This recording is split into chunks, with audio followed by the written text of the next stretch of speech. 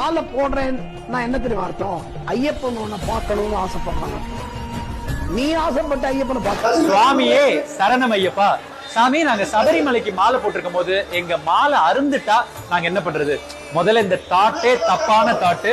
அந்த மாலை அருகாது. ஏன்னா 40 வருஷம் 50 வருஷமாலாம் அதே மாலையை போட்டு சபரிமலைக்கு போயிட்டு வரவங்க எல்லாம் இருக்காங்க. சரி விடுங்க, அதையும் மீறி அருந்துருச்சுன்னா என்ன பண்றது? இதுக்காக தான் குருசாமி என்ன சொல்றாங்கன்னா, ஒரு மாலை போடும் போதே கூடவே இன்னொரு துணை மாலையும் போட்டு அனுப்புறாங்க. அந்த துணை மாலையோட துணையோட நீங்க சபரிமலைக்கு போயிட்டு வரலாம். ஐயா, அதையும் மீறி அதுவும் அருந்துருச்சு அப்படின்னா ஒன்னும் கவலைப்பட வேண்டிய அவசியமே இல்ல.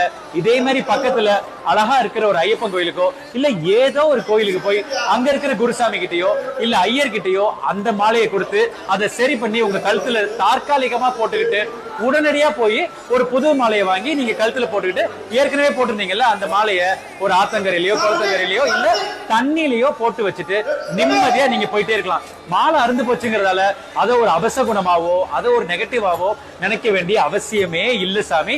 நிம்மதியா ஐயப்பன் மேல முழு பாரத்தையும் போட்டு நிம்மதியா கிளம்பி சபரிமலைக்கு போங்க. மத்த எல்லாத்தையும் அவரு பார்த்துப்பாரு. சுவாமியே சரணம் ஐயப்பா.